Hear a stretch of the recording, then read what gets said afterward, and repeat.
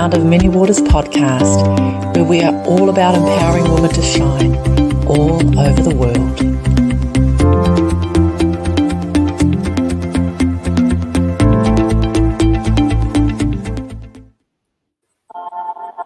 Hi, everyone. Welcome today. We are so excited. Welcome to the Sound of Many Waters podcast today. We have our friends with us, our sweet sisters that wanted to come on with us today.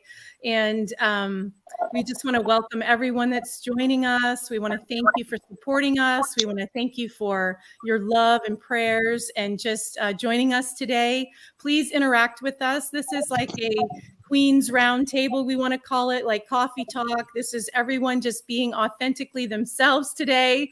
And we're going to let everybody introduce themselves. But I'm Jessica Martinez. I co-host with my sweet friend Carla. Take it away, Carla, and we'll just introduce everybody else for themselves. Oh, awesome. Thanks so much, Jess. Welcome, everyone. It's so awesome to have you all here. And everyone that's coming in on the podcast live, and also those that are going to be watching the replay. Yeah. Something for you to remember. If you're on Facebook, we are going live using StreamYard. So there is a link. I'm going to pop it in here. Please click on that link so that when you comment, we can see your profile. Otherwise, it's just going to come up with Facebook user, and we'd love to shout out your name because you are important. Okay. So whoever's this Facebook user now that is doing beautiful hearts, we love you. Hi, Saloma. I'm going to pop up this link so that you can click on there so we can see your name. So I'm Carla, like Jess said, and I come from Auckland, New Zealand, and it is a cloudy, overcast day here. So I want to go around and introduce our beautiful queens in our round table today. These are some of our amazing Awakened Creators women that are so beautiful, so powerful, and transformative in who they are in their beingness. And we're so honored to have them join us today. Why do I always seem to tear up a little bit? My goodness. So I want to pass it around. I'm going to pass it over. You can all pass the baton, okay, after you introduce yourself over to the next person. So I'm passing the baton over to you, Victoria.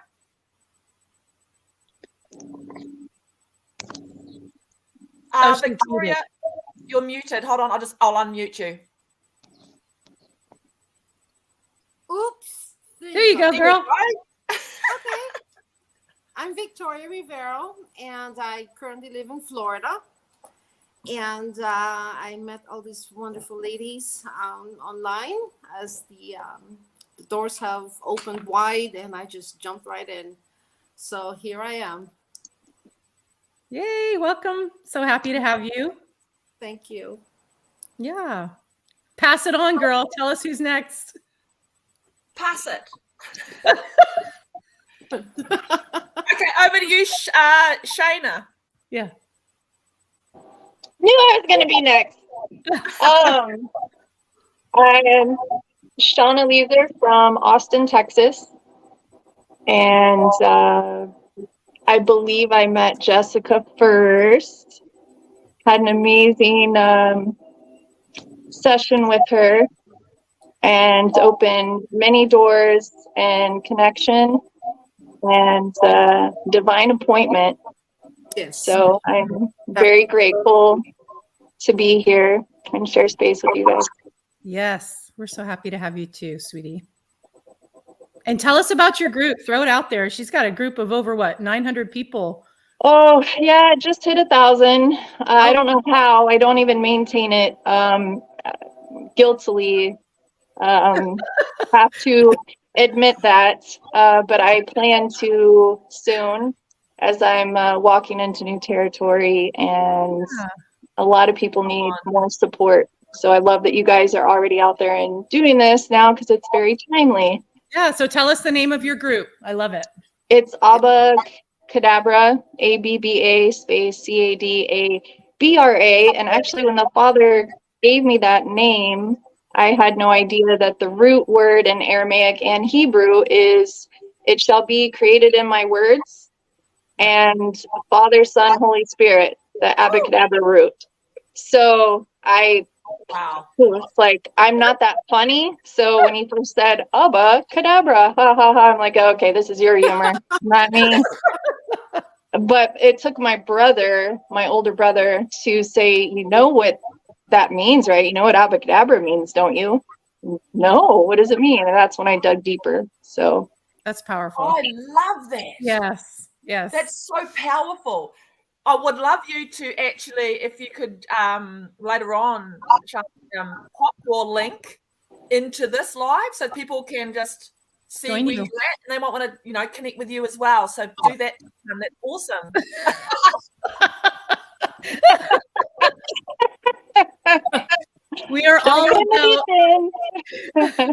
We are all about causing you to shine, and that's where you're shining, and that's where you're expanding. And so, yeah, anyone that wants to join your lovely group.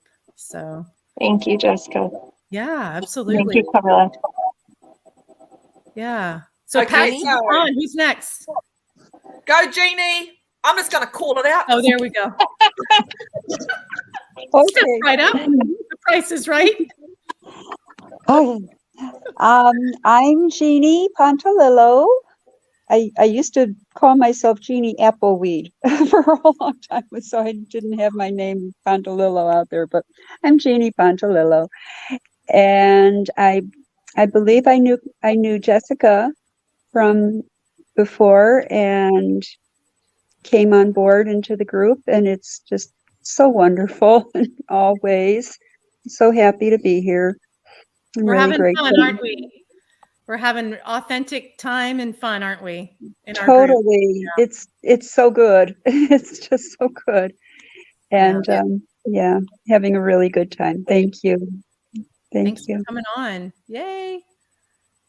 The lovely, last but not least, Jess. Yes. Hey, Jess, girl. Hey, I'm Jess, and I'm from Aotearoa, New Zealand. It's a real privilege to be on here with all you beautiful queens. Thank you so much for being in my life at this time. I've just had the honor to walk with our beautiful Carla for the last, has it been 2-3 years? 3 years.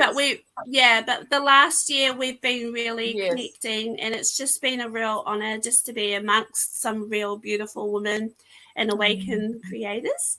Thank you guys so much for having me here, and I'm just honored to be here and part of this awesome circle. So yeah. Oh, we love such you. A blessing. Yeah. You are. Oh my gosh, yes. So everyone, Jess and I, we just live a little way apart. It's only like 5 minutes by drive, so we catch up for dinners every single week. Dinners and girl time and chatting. So because Papa God has got us in the same kind of focus point, which we might share here later on. I'm hoping. Absolutely. Yes, we will be sharing, which is like on our heart, and I hope I don't cry. It's okay if you do. You're starting to get to know me. Oh my gosh, I'm starting to cry a lot.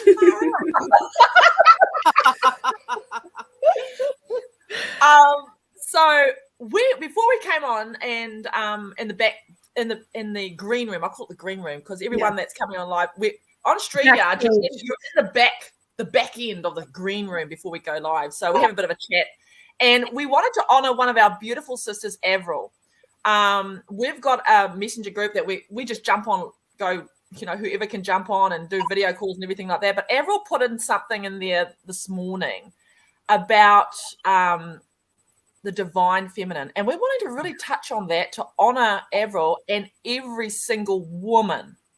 And what is that? Because this is going around, and you hear this quite often these days.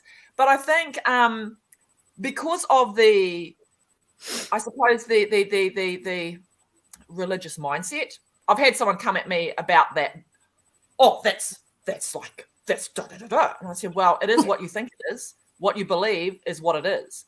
But God actually made woman as a divine feminine. Wisdom in the word is a feminine, is female, but we both have both areas. So I'd love this to open this up to you, all this beautiful women here, and maybe Jess, you just start off. Jess Martinez, you want to start off with what divine femininity or what divine feminine is, and then just everyone just kind of like just come in and it's, if things pop up and just flow with it. We're not about being staged, everyone. We're just about being real.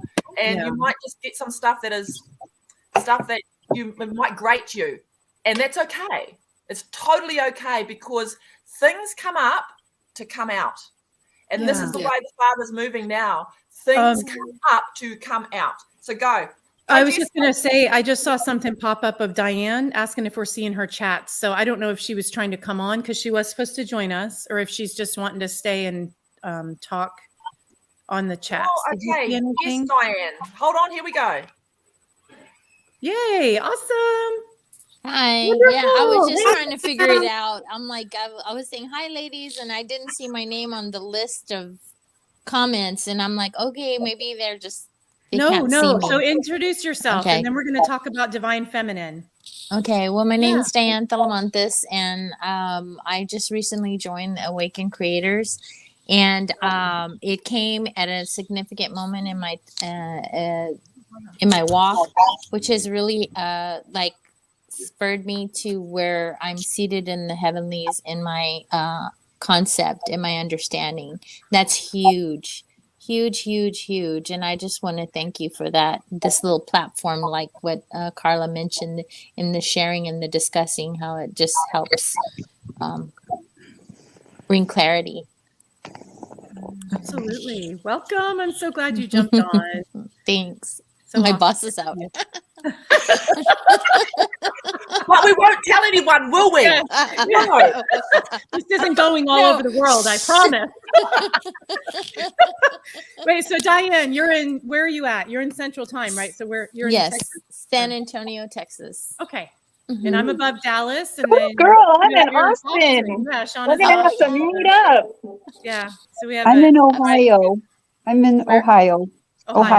Strongsville, Ohio, right outside of Cleveland. All right, cool.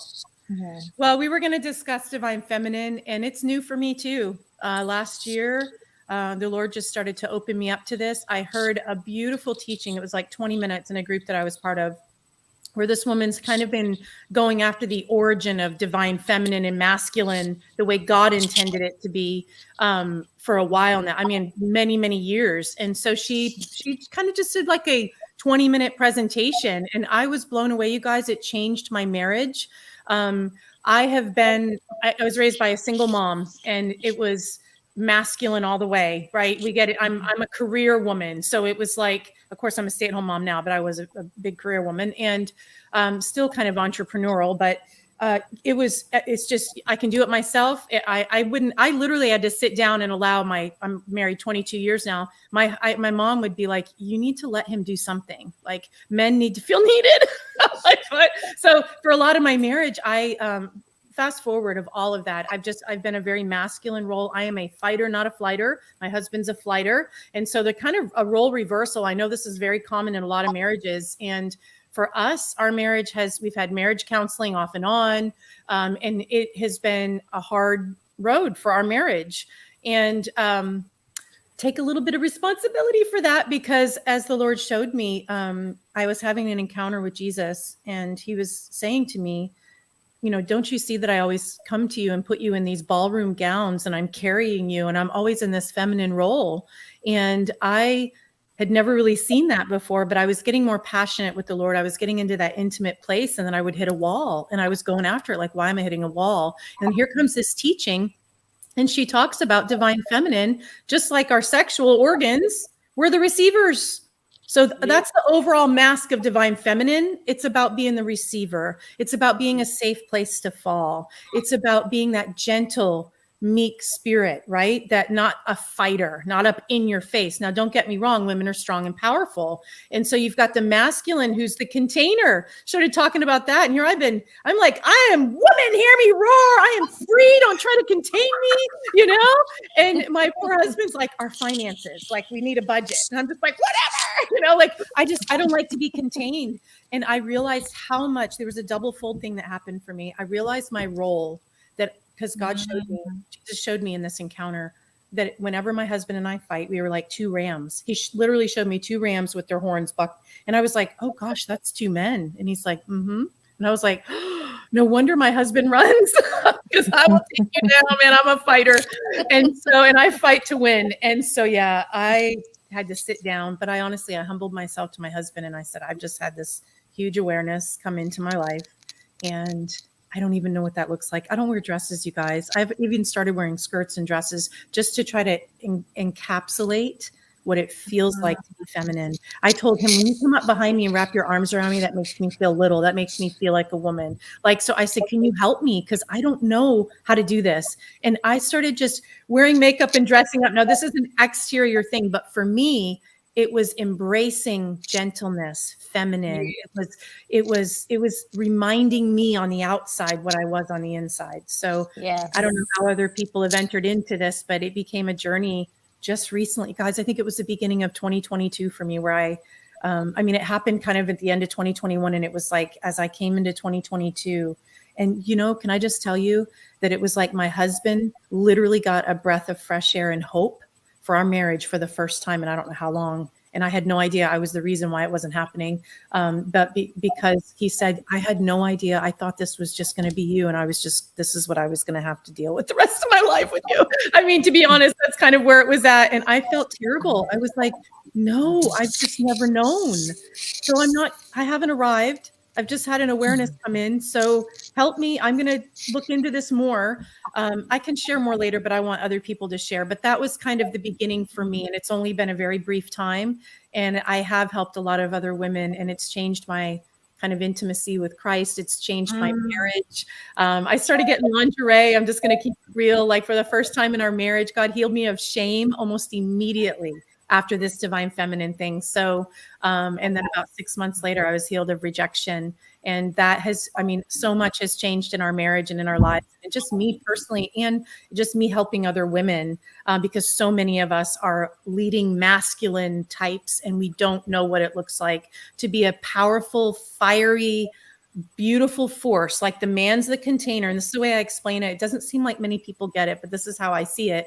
The man's the building, and we're the blueprints. And he produces, he's the container, and he builds these blueprints. And then we release it. Like, we're the building process. We're the power that creates it and builds it, but it becomes a container again. And it's like an ebb and a flow, and from the masculine to the feminine, and the masculine, both are needed equally. And we're made in father and mother's image. So everyone in Western Christianity thinks father's only male because it's been portrayed that way. If you look at every other religion in the whole world, it's always God and goddess, has always been that masculine, feminine. So we are a physical representation of half of who God is. And we have to sit down and allow the men to rise up and be who they are, and really support them in that. So take it away, ladies. Tag your it. Can I just, sorry for butting in, but I just want to just touch on this thing right now, because it's really, really important to see what's happening in the world with this. And some people might not like this, but this wokeness, where men are pretending to be women, breaking down that feminine, divine feminine is an attack. I want to put that there right now. It's an attack against the divine feminine. And it's not okay. And I'm just going to call you all out, you beautiful women who sit and be in that divine feminine, because you're so important for the world. So important, right? You birth. A woman births. A man creates a safe space, is a provider, is a giver. A man is supposed to be a giver, and the woman receives. That's right. Amen. Amen. Is the actual divine picture for all humanity. Man and woman. Equal. So anyway, I just want to put that there. Sons and daughters, like equality, Equality. And we need each other. Like, for us to come into who we are will allow them to be who they are. And they're beautiful. Men need to be uplifted in their masculinity. And masculinity is not being rough, but it's an energy that is pulled up and out when need be. And it is also a flow and gentle. A masculine energy is also gentle. So it's so important, because everything's a balance. Throughout, there's yin and yang. There's the there's a masculine and feminine. There's a lot of symbology out there that actually shows that you need to have this balance. And as soon as the kilter goes out, as we're seeing, the balance is going out towards another side, masculine energy or men trying to be like women or be trained, what the heck's that? You're going to see an imbalance. You're going to see things start to rise.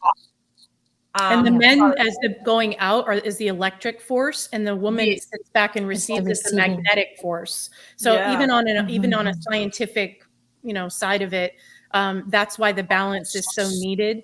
But it's important. I mean, we can't change other people. It's important that we carry our own, to really truly come into who I am, and the men around me will come into who they be. And if we all hold our space in that, then we can change the world in that. Yes. Diane, go ahead. Can I share? Like, oh my God. Amen, I want well, on, girl. I've discovered as a single mom, I always struggled with this. I felt like Dr. Jekyll and Mr. Hyde. Like I felt like, and then I felt, so I was always like back and forth, and I'm like, why am I like that? But it's just recently I realized in my divine design, I have the masculine and the feminine within me, right. But I am the physical manifestation of the feminine.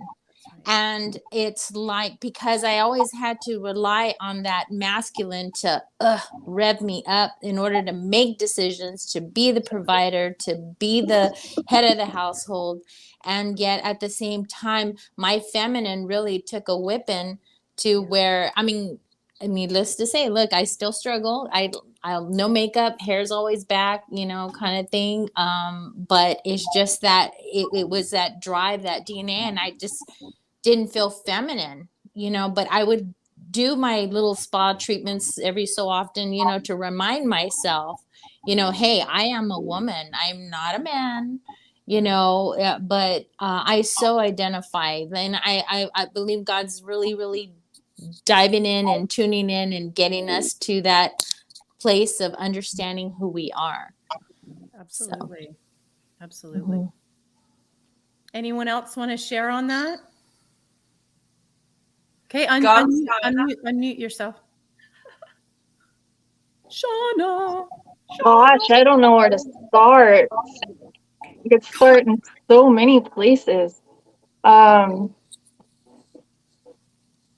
how about you start? Because Avril was saying, the church has never taught us about this, and so take it from a place of maybe a basic, if you have all this information for those that. This is even a new terminology, for the awakened community, people that are coming into who they really be. So maybe start out with something basic and throw in some deep meat for those others. I don't know. Yeah, well, I always like to come from personal stories and mix that in, and humility of my own faults, my own erratic journey. But with my previous husband, all the years that we were married, it started with taking a class and learning that I need to give him a pickle jar and have him open the pickle jar. And at first, when being told that in this marriage workshop we were attending, like, what? But I can open the pickle jar just fine. Like, that's not the point. So that's where it started early on, and doing little things like that. But what I was shown from the Father and going through and dissecting the parts of me that have been cut away, it's because there's such an extreme deficit in my life, starting with my father, of men to exhibit the divine masculine. And so because of it, us women learn, well, then this must be our role. So we weren't ever given a place to be. And in watching my daughter, and through even our divorce and the fragmentation that was starting to happen exactly like mine, as my beautiful mirror that she was, she used to bring me to tears. She just exuded such feminine beauty and energy, and I just could get lost in it for days. And it was reinvigorating the parts in me. when I'm going to get real deep and real. I struggled throughout my marriage, waking up from dreams of women, being at near point of the big O, out of a dream with a woman. And it was real confusing. My husband thought I was going to leave him for a woman and that I was like a closet lesbian. And it brought a lot of confusion, a lot of heartache. And after we split, I tried to go on a date with a woman, a couple of them. And it was a disaster. I'm like, wait, okay, well, so that doesn't work. That doesn't work. When I was born again, and the radical way that happened, what I didn't notice through that journey, that I'll leave through this point on this, I wasn't having those dreams anymore. And that weird confusion just started evaporating. And I have several gay cousins, or I should say, living either a lesbian or a gay lifestyle. My younger brother is married to a man. So this is like close to home. This is in my family. This is embracing them, loving them where they're at. And when my cousin and I get in the conversation many times, I have to bring it back to home from personal account that when my relationship with the Father started deepening and enriching, I had a mentor teach on Song of Songs. And when I watched her teachings, I was wrecked for months. I was in a couch, I had a couch in my garage, and it was right as 2020 quarantine hit. So I had nothing else to do and was just sitting on this couch listening to the Song of Songs teachings and the sensuality. And all of a sudden I was taken up in an encounter as a Twizzler with Jesus and this DNA strand. And it was just this perfect, beautiful balance, restoring all this femininity in me that I had been cutting away from through sexual trauma, through all kinds of stuff. And as this process was getting deeper and deeper, I was noticing parts in me being restored, and the Father was showing me different parts of my childhood where I had to toughen up for my brothers, where I was molested, or all these things that I learned it's not safe with men. I need to be a man. I need to be tough, and reinforced by my very tough single mother. That was also reinforcing that. Don't depend on any man. They can't be trusted, and all those things are programmed. So all that had to strip away. And now the more they're stripped away and I see the pattern in my daughter, I'm making headway with her in a direction of where at school, they have a whole girl group that are very openly bi and gay. And love is love. Very prevalent in the schools. My 19-year-old dealt with that in middle school. She wanted to leave her school because every girl had a girlfriend. Like, she's like, that's not me. And it was literally like most of the school. There was a lot of confusion. I have my own take on all the confusion about it, but yeah. And with my cousin, when my cousin and I get in real conversations about it, she at first was like, I didn't know you could live any other way. I didn't know it could just go away. I'm like, well, mine did. Wow. And a desire to be able to live free of that conflict and that battle.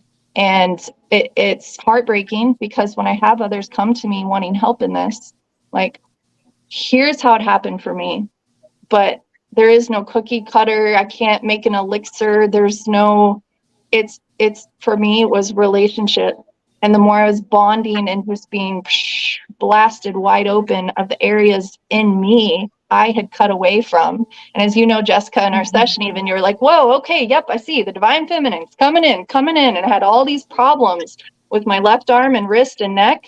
And that was the divine feminine. Yeah. Wow. And I, again, going through heartbreak, had been cutting back away again and going back into familiar fight mode and cutting away for, nope, okay, yep, it's just me. And the old programs started coming back. And so, Jessica, you beautifully helped just reach that hand in the spirit. Like, nope, remember, you don't have to go back there.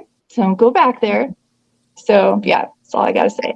Praise God. I could have never known that, guys. That's all the Lord, I didn't know her. I had no idea. So Praise the Wow. Spirit of the Lord. Yeah. Again, working on your behalf, girl. Yeah. Hi, Tamara. Welcome. Welcome to the show.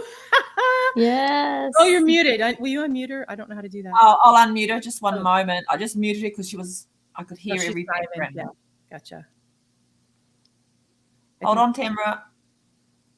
Hi. There you are. Yay, you can Tamara. talk. Yeah. Can you hear me? I mean, I wonder if I could go to my car thing, but I don't know. So I'm just We can You're hear good. you. We can hear Yeah. you. Oh, good. Well, good. Well, just keep going, you guys, because I have enjoyed listening. Yeah, she's in Washington, by the way. So we're kind of just Yeah. introducing where everyone's at, just showing we're kind of all over the place. Yeah. But we all are one, Yeah. connected. Sure. Yeah. Do you Yes, have we anything to offer us on Divine Feminine? Avril wanted us to talk about it, and we're still talking about it. It might be the whole call. I don't know. It's an important topic. Well, I think Jessica did the same thing to me as well when I had my session with her. And I also was raped by my father and just had a lot of bad stuff. My parents were swingers. So, and I've been through a lot of healing, but my feminine side was, I'm going to pull over, was completely black.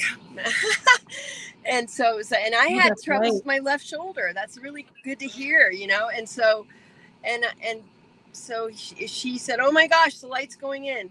And then I did a lot of work. I did 3 months. I haven't worked for 6 months. So 3 months of it was really deep, you know, meditation, just a bunch of stuff. And at one point, because I met with Jessica again after 3 months, I just was being the same thing. God was rebuilding my DNA, and he was, I had to go to deeper levels to see things that were hidden from me. And it's just a big, long story, but it completely erased. It's almost like everything left. So I was different. So I had different, I didn't have guilt anymore. I didn't have shame. I could say my heart. I mean, it's not like I haven't been a professional and very successful, but I'm saying when people are taking advantage of you and you just need to stand up for yourself and you just don't, it was just easy. And I was calm. And I remember when I talked to Jessica on our last session, she goes, boy, you are so different. And when your guy gets back this time, and he's and he's changed too. So yeah, I have learned to embrace. Yeah. So her changing, same thing. You weren't on here. The same thing. I don't know if you were listening to us, but when I started to have that revelation and change, it's changed my marriage. It's changed the man in my life. He's coming into, because I'm sitting down so that in receiving and being a safe place to fall and stepping into that nurturer. You guys, he was a better nurturer for my children. I'm like, why do they always go to him?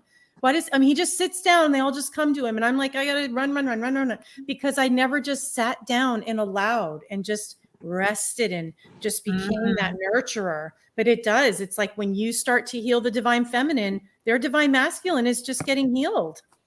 What a beautiful testimony. Yeah, you're right. Powerful. And there's not, I mean, I'm 61 and it happened. So you know what I mean? You guys, it can happen and it doesn't matter.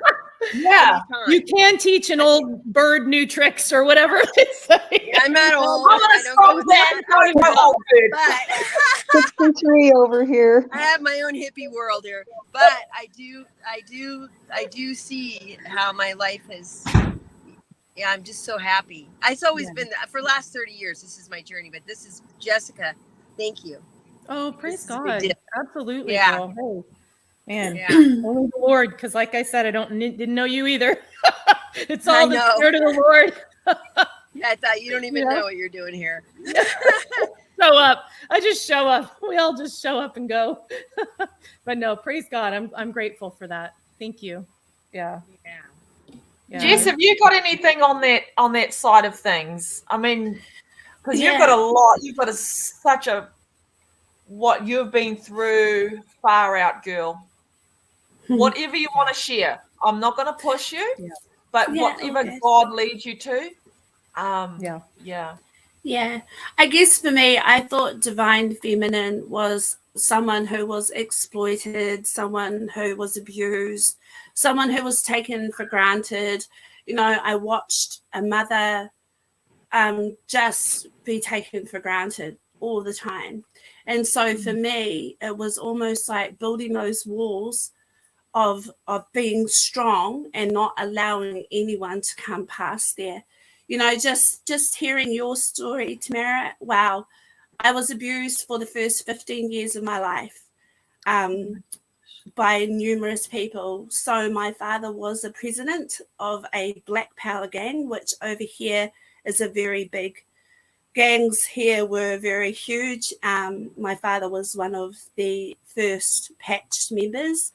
I've been abused by so many men that there was a confusion of who I was, what I was, and I became quite tomboyish. I love dresses now. I just love them. Yes.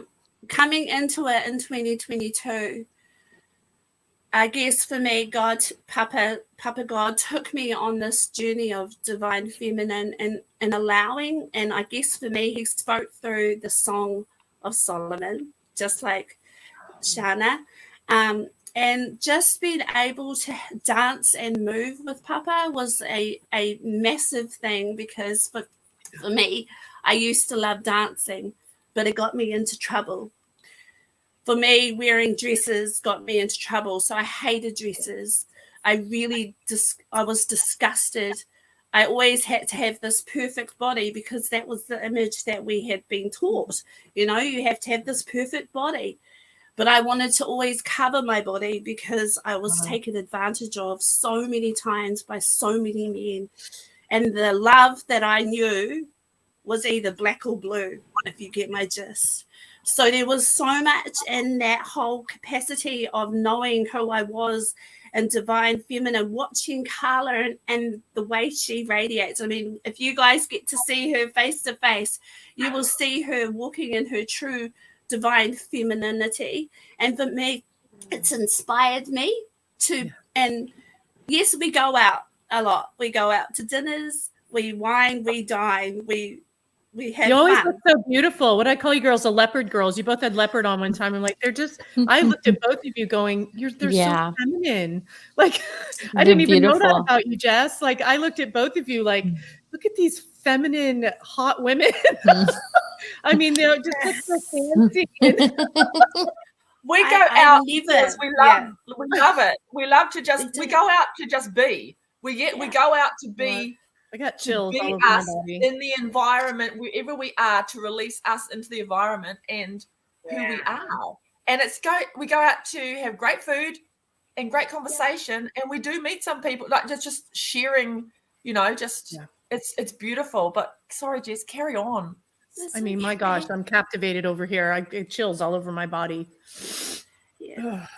So I used to think that I used to have a sign over my head that said, you can abuse me, it's all good. And I always thought that that was really all that I was a person that was taken advantage of, a person who a man could do whatever he wanted and I wouldn't say anything. And for me, it was almost like my voice had disappeared. And about 3 years ago, when I started going on this journey of knowing who I was, beginning to understand that I'm actually a beautiful person, that I don't need to hide behind these walls anymore, and allowing myself, you know, I used to hide behind a musical instrument, a microphone, a ministry in church, because I was too scared. If you knew the real me, the person I didn't want to be, because if you knew who I was before, I know you wouldn't be my friend anymore. That's one of my poems that I wrote when I was 14 years old. And I wrote this poem. I've shared it with a lot of other women, and they've been blessed by it. And it was being the real me, the person that I didn't want to be. But now this is me, the person who I am truly trying to still find who I am. I used to hate physical touch. I used to hate hugs. I love hugs now, don't get me wrong. But when you've had 15 years of males who have just used and abused you for 15 years of your life, it's just crazy to think that someone could love you without wanting something and as an agenda or anything like that. And I think for me, it's just been beautiful just seeing women starting to arise and seeing the true beauty inside of them, knowing that they are actually beautiful inside and out, that we don't have to be this perfect picture, but we just have to be us. And I think that's something that I'm learning more and more, because my heart is for youth. My heart is for children. My heart is to see children and youth walking in their divine, authentic identity in who they are, because I never got to see that. I lost my mum at a young age, and I lost who I was.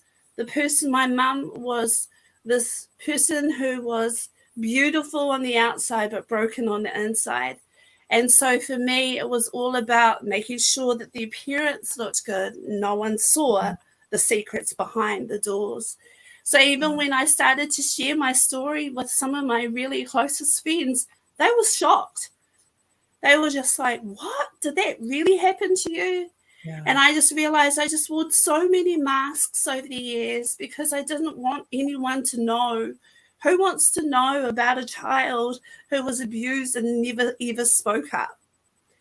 In church, you go to church on Sunday and you see worship and you're getting abused by one of the boys at church. You know, you just don't understand the concept of how can a man love you? And so when people were telling me, Papa God loves you, I was like, some Papa he is. Because in my head, it was like, how do I understand this God, Father God, who loves me, when all I've had is a father who has used me as a little exploiter for him. My father was, he was a massive con artist. He could pull the wool over your eyes. He'd be preaching in church on a Sunday.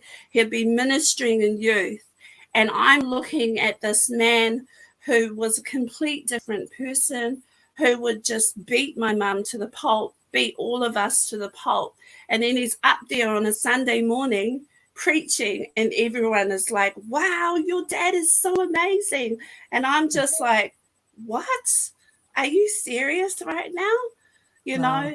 And I think for me, it's really the last year of really getting to know Carla and allowing a person to see me, allowing people to see me beyond it, because all I could see was abuse, rape, exploitation.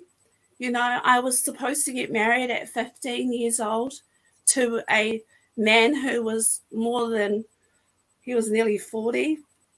And I didn't even know that wasn't common. You know, I just thought that was going to be my life. But I ran away and I got beaten for 7 days.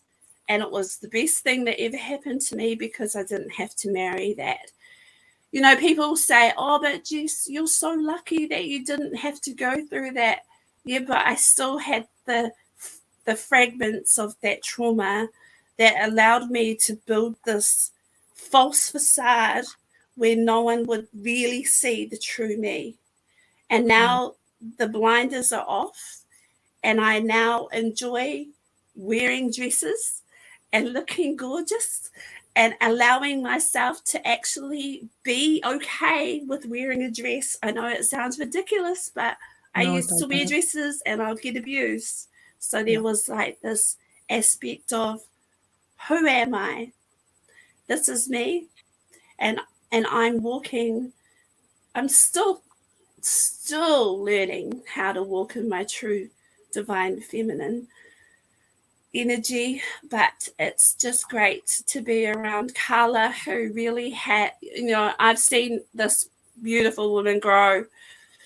Even last week, she's different this week, you know, like it's like we're all evolving, we're all, you know, we're all we're all emerging, and I just think it's beautiful. Sorry, I'm talking too much. Sharing. No. Don't apologize. Wow. Yes. It's amazing for you to be where you're at today, for what you've been through.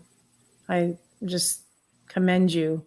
You're courageous, you're brave, you're incredibly beautiful. And I just honor you for sharing and being so authentic and vulnerable, to anybody and everyone who will see this. Like, that's a huge thing to be able to share that, you know, and allow us to know you in that way, you know.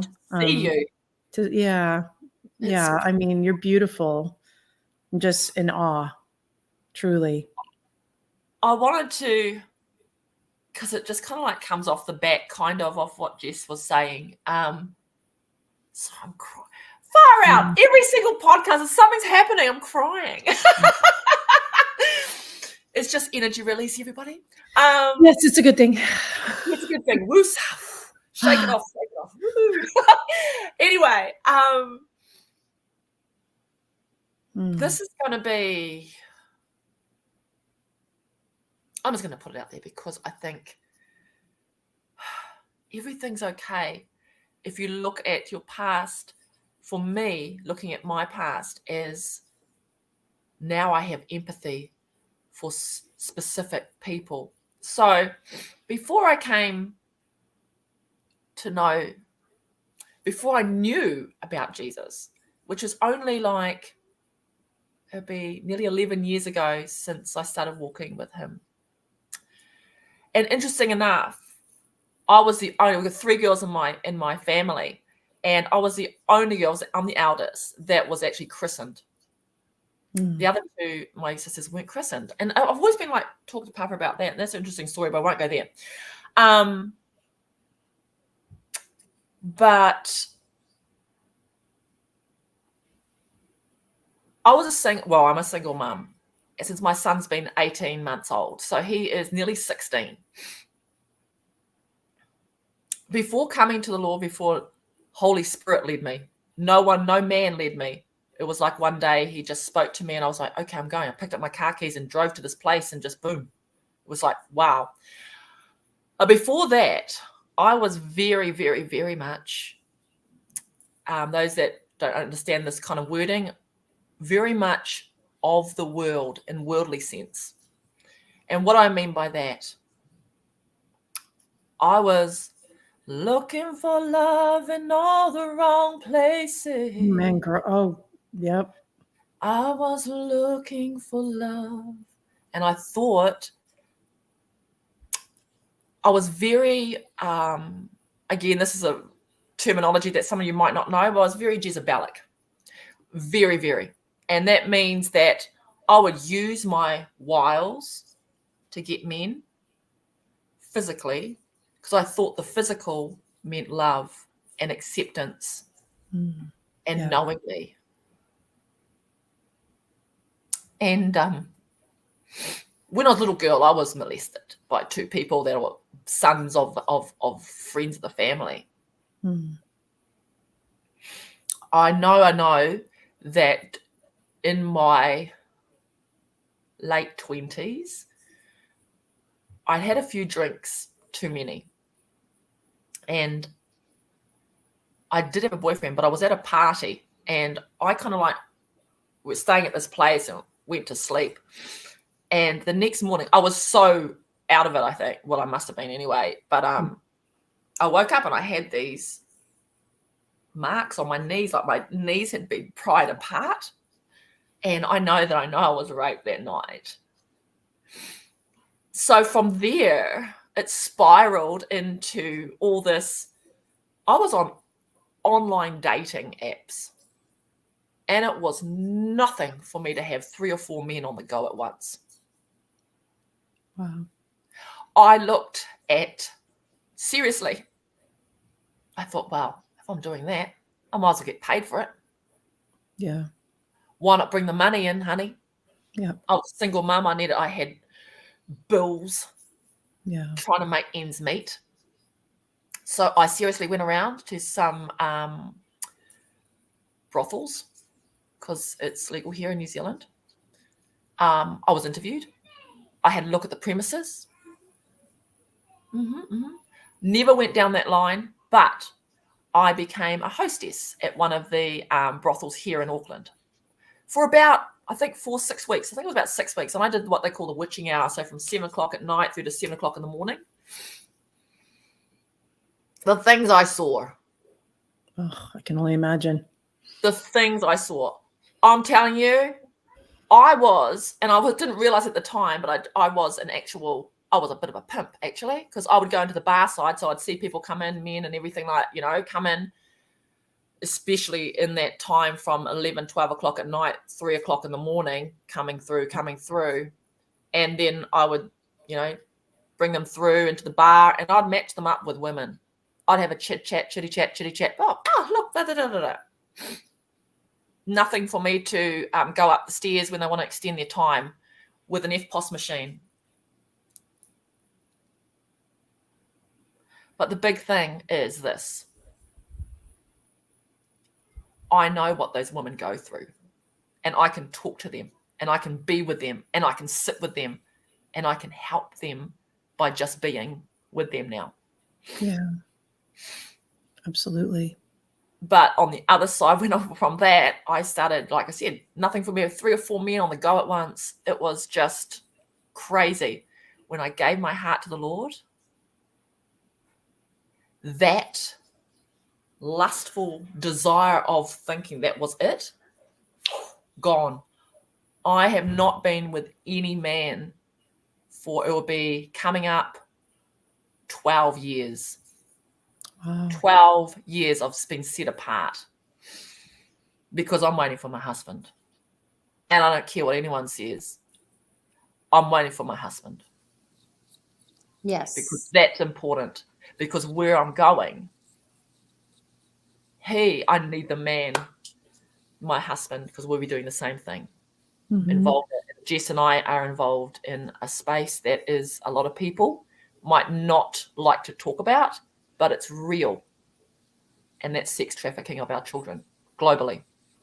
Mm-hmm. Yep. Which is really a big thing for us. But that's kind of like, just wanted to share part of me with everybody, because I've never got to share that openly. I think I've shared fragments. And now moving into my divine feminine and being in the beingness. Papa God is so amazing. Yes. It's so loving and gentle, transformative, transfiguring. And when you let go and let him be who he really is, the lover of your soul, the lover of your body, the lover of your mind, the lover of your spirit, in the allness of oneness, you become the new creation that you were intentionally made to be before the foundation of the earth, in him, through him, in his heart space, in the divine dance. And it's so beautiful. Thank you for sharing, Carla. I love the vulnerability. I love that, in order to really, truly help people, we have to be real with our stories and where we've been, because we have no idea. I mean, all of the women that have shared here, who it's going to touch, and how many people would never have shared anything like that because they were afraid of judgment, and that's what I love about our group. It's a judge-free zone. And it's like, we get to really, truly be together and be with one another. And what I was going to say about that, because a key in a lot of the stories is God, and what I just was thinking, what moved my heart was, it's like, we're pure. And that's the whole purpose of bringing people, reconciling them to Christ, is because they're innocent and they're pure and they're holy. And it's not because of anything they've done or not done. It's anything they've said or not said. It's based on what he did. And so it's to come into that, once you know who you be, that's if you're an apple, you're going to produce apple juice, not orange juice. It's the seed reproduces after its own kind. And that's why it's so important to help people return to their innocence, because in Father's eyes, we've always been innocent. And that's what he said to me. I truly had an encounter at the same time of this intimacy place where he grabbed me and he put me behind his eyes. And I looked out at myself and I saw the bride, everybody else that represented the bride behind me. And I had his heart and I had his mind. And he looked at me and he said, "Now do you see how pure and innocent and undefiled you are?" And I was just like, I know, like, it wasn't me, it was him. It was like I could feel him saying that about all of us.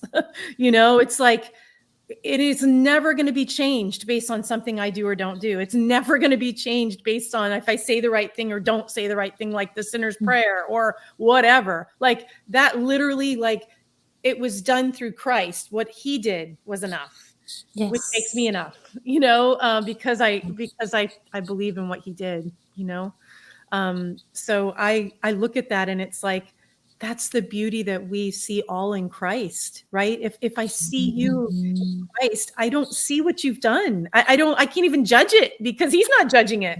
It's a beautiful thing when he drew the line in the sand and he looked at all the men and said, if any of you are sinners, cast the first stone to the woman. But the bottom line is, the real story is they all slept with her. They caused her to be what she was being called to be and being accused of. So they all walked away,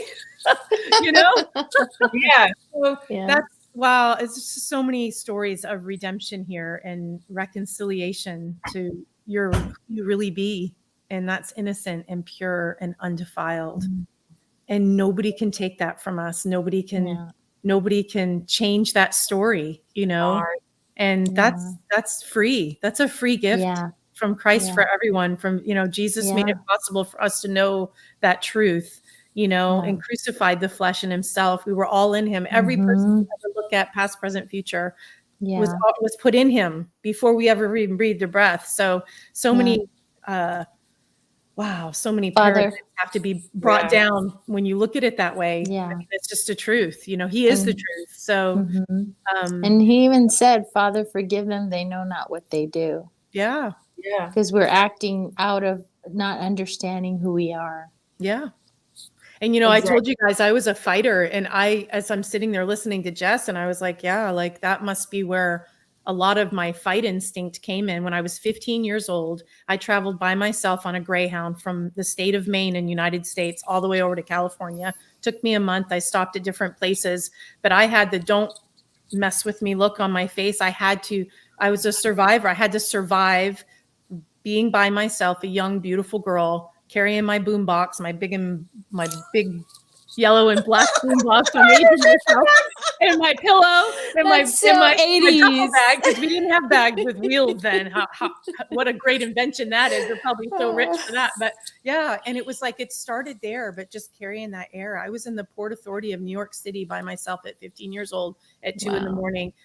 Like Greyhound stations. If you guys knew, I would never allow my kids right now in this day and age. This was many years ago, and it was still really bad then. It's not the police, even the state police that are there, the city police. It's like they have their own security there, in that hole of a place. But no, everything's needed. But I learned how to survive, and I learned how to fight. And after that, had 2 domestic violent relationships, where I was bruised head to toe with one of them. And I up and left. I packed my car, everything I could fit in it, and I left him. And the other one chased me down 3 flights of stairs with the glass that he had put his hand through, a double pane glass window. He broke a mirror too. It could have been the mirror of the glass. I don't know, but he was chasing me with it, and I ran and hid in the woods. And then the state of Maine put a restraining order on him. But you start to learn, as I hear all these stories, I'm just listening, and it's like women and just over the generations have been put in these positions to be men, to be like a man. And then we wonder why things are so askew in the world, and why it looks so different. Why I'm not so feminine and wearing a dress. I literally, the first time I wore a dress was a little mini skirt. I'm a waitress at TGI Fridays with all of my friends, guys and girls, with my boyfriend, his best friend, and other friends. We get out at midnight, whatever, close down the bar, and then we'd all hang out because we get to sleep in all day because we don't have to be to work till 4:30. So we hang out. And I literally wore a mini skirt, but I always wore spandex shorts under it, just in case I sat like a guy. I didn't cross my legs. I just sat, just to cover myself. I always had shorts underneath any skirt if I wore one. And I was in tip-top shape, at that time. And I literally remember when I was carrying a 12-pack of beer, and my boyfriend and the friends went up and the door locked behind them, and it was just me and my best friend, which was my boyfriend's best friend. And he knows me. I was like, oh, don't mess with me, kind of an attitude, right? And we were near, there was a gang, one of the largest gang of drug dealers or whatever up on the block, his girlfriend and a pack of her girls. Apparently, I didn't even see them, but he did. And I was like, oh, you know, it's the 4th of July. We're having a good time. And I was like, what? I'm yelling through the door. I'm like, you guys, come on! Like I'm at the 3rd floor. And I was like, I said something like, well, we're all having a good time. And all of a sudden, this voice comes from across the street, and it's like, oh, I bet you're having a good time in that dress you're wearing. And I was like, excuse me. And Andy's like, Jessica, don't. And I was like, oh no, you don't talk to me like that. You know, she came over with her posse girls. I literally, she cold cocked me right here. And that's the first time I learned that your brain bangs up. That's the best way. If you ever want to take somebody out, hit them upside here, because the brain bangs on the top of the head and it sends them out. I came to on top of her with my hair I had hair in a ponytail. She had my hair pulled down because it was all in one place. And I was beating her as she was on her back on the cement. I don't know what happened from the time she hit me to the time we ended up there, but I came to my boyfriend going, Jessica, like, and it's like, isn't that crazy, you guys? Like, we're girls, we're women. Like, that was my life. That was normal to me. That's the only fight I've ever been in, but I fought my big sister my whole life because I'm like, that's with me, you know? But there's so many stories like that is what I'm trying to say, that we have been put in positions to be like a guy. And now we're struggling to, like, we have to have a talk how to be a divine feminine. Like, we need some classes on how to be women. Sitting here looking at it, but honestly, I'm so glad that it's happening because, you know, like I have 2 girls. You guys have a 19-year-old and I have a 5-year-old girl, you know, and we're raising the next generations. And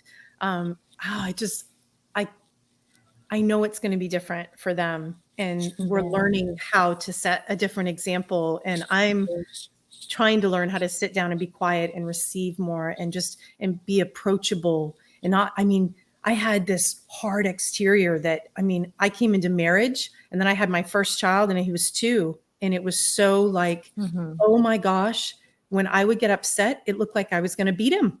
And I had to have a grown man, a Vietnam vet that was my boss. When I was so mad, I'm sitting at his desk and he said, Jessica, I know you and I love you. And I cannot believe that you look like right now, you're going to jump across this table and rip my head off. Like, I'm afraid of you and I've been in war.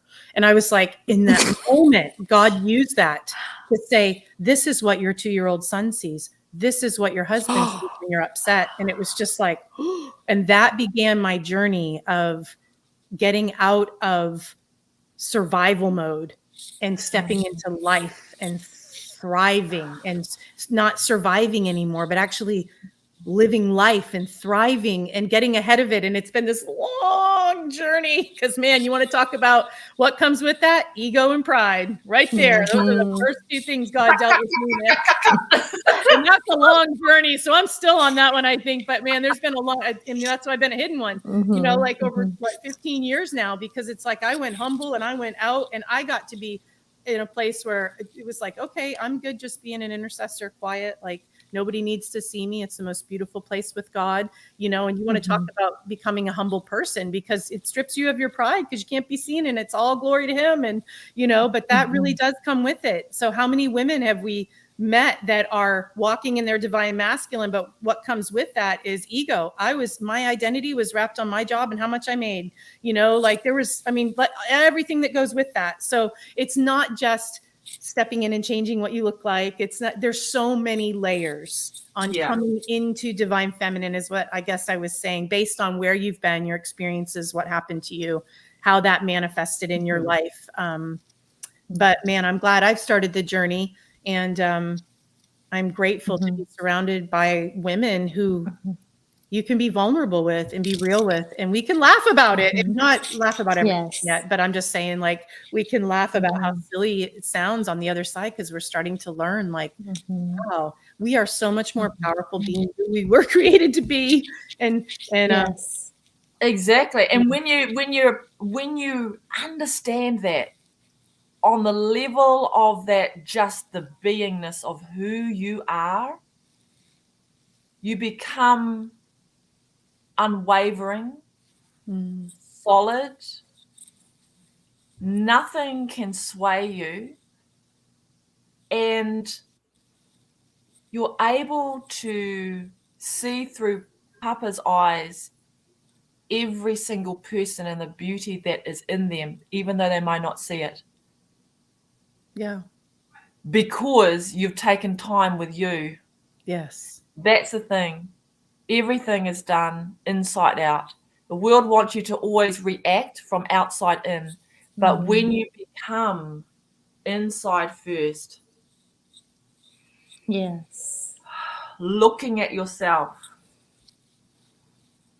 and allowing Jesus to help you unravel, because you've been raveled up, you've been tied so tightly and bound by programmings of the world, education system, the system. You know, when you're born, you're put into a system. You're ticked as an asset to the country because you got a birth certificate. Then you become a number. You become a number. So you're unraveling all that, which means you've been tied to that identity. So you unravel from that identity to come into the new creation of who you're supposed to be, originally designed in the Father. And it's a massive journey, but it's a huge inner journey. Powerful. I don't even know. There's so many words to put it, but sometimes you can't even encompass what the fullness of it is in our language. And I believe there's a new language coming. And it's not like a language that we know is like written language, but I feel like it's a knowing language where your neocortex is shut down, but the knowingness could come from a picture. The knowingness then opens up to the fullness. I encourage every beautiful woman to start the journey, because it's beautiful. And hey, and get support, get other women around you to reflect, you know, like that's I didn't realize I was going to say, Carla, until this episode of our podcast, because I know I'm called to help women. I've been empowering women through, you know, in church circles and leading women and that kind of stuff. And I started to really shine with just women. And I was like, gosh, that's so weird, because I struggled with women my whole life. I always had friends that were guys. Me too. I had male friends. Yeah. I mean, I really didn't even understand the whole PMS thing until I got it. It was like, they're just using that as an excuse to be a, you know what, you know, like I really was against women. Most of my life, it was so weird. And, but what I was going to say in that is I struggled because I've been walking in this awakened life with the balance of masculine. I'm in groups with men and women, and I see that balance. And I think it's so needed. Like we need to help the men come into the men, they have to be around the women and the vice versa. And so I actually, after we started getting into this group, I thought, gosh, maybe we should have made the podcast men and women. And, you know, like I kind of struggled with that until this episode. And I realized how important it is for women to have a safe space to process with other women and really, truly be like you were like, Jess, like you were saying, like, I look at Carla and she's this divine feminine and she's helped me to come into mine. And it's like, wow, it wasn't until this episode that I realized Papa had the bigger plan, why it was so important and so valid to just have empowering women to shine. I knew a piece of it, but this whole thing has brought a whole nother aspect for me, because I didn't know Jess's story. I mean, we're all just getting to know one another, and we don't know Jeannie's story yet. And we don't know, I mean, it's okay if you don't have a story. You don't have to have a story in this area, you know what I'm saying? But it's like, there's enough of us that have one that will support one another, and just all of us to be that divine reflection of what does it look like, and to see how much we've all overcome, and we're overcoming together, and we're talking about it. That's the main thing, right? And I know, you know, Jen isn't here. Jen couldn't be here. She was on our first podcast, but she's been, you know, doing emotion coached a little bit with Carla. And when Carla shared her testimony, I was like, you know, God showed me emotion code a long time ago. People asked me if that's what I was doing when I worked with people. I'm like, I don't think so. I don't know. Well, I got the book recently and read it on just in the last week or whatever with my vacation, begun reading it. And then she did some emotion code with me. And even today, you guys, I literally was doing it for myself because it's that easy and that amazing. And worthlessness is what came up today. A trapped emotion inside of me was worthless. I was like, what? Like, What? And the beauty of emotion code, you don't have to know unless it wants to tell, unless you dig in, you're like, hey, do I need to know more? You don't have to know the memory. You don't have to remember it. It was just something apparently happened that made me feel worthless, And quite honestly, I was bullied by at fourth grade, I was bullied by a bunch of girls. I moved every 2 years of my life. I was always the new kid on the block because my mom was a single mom. Her job as a manager moved us around, and then she got married, and it moved us from state to state. But anyway, I was bullied for a couple of years up until, I think I want to say ninth grade. So from fourth grade to ninth grade, there were always groups of girls that would bully me until my sister was a senior. She was 3 years older, so she was a high schooler, and she came in and threatened to beat the girls up that were bullying me, But it's such a redemption story of my own to work with women, to want to honor women and have life with women, because my whole history was not a good one. I was raised by a single mom and a sister that I felt bullied by. She used to stick my hand in water to see if I'd pee my pants with her girlfriends to laugh at me when I was sleeping, slumber parties. I mean, she was a bully, and I grew up fighting with her, like physical fighting. And so a lot of violence, a lot of stuff I'm still working through, but it was all, I look at it and I reflect like in this conversations, and I'm like, all of that is masculine behavior, all of it, like my whole childhood, my whole adulthood, like everything until a year ago. And it was like, what am I supposed to be like? Oh my gosh, like God's divine origin is a receiver, is a gentle spirit, is a nurturer. Like, guys, I didn't even see myself as a mom. The first 3 kids, I was like, she's totally a mom. Oh, and she has food all the time, like home cooked food. She's a mom. I did not see myself even as a mom. I want to talk about hard identity with who you are, So anyway, I think all of that comes in with divine feminine. And I don't really know if we know what it looks like, but we're learning. At least I am, Yeah. Go ahead, Shauna. Yeah, I think. Yeah, I just want to piggyback off that, because I know you, Carla and Jess, have found a way to be such a compliment to one another going out. And then other Jess, you have all very different dynamics of that, where one hated dressing up, never wanted to be seen. The other one loved men and wanting to be seen and with them. And it's interesting how trauma and different things that happen to us go one way or the other normally. I've met women who haven't left their house in 10, 20 years because they're just that terrified, except for going to appointments. And with the father on me that was wrecked in me having 2 boys myself, is there's such a deficit of divine masculine also. Yes. And yet I have 2 boys right in front of me every day. And I had my youngest that was just struggling with all kinds of anger issues through the divorce. My oldest did the opposite.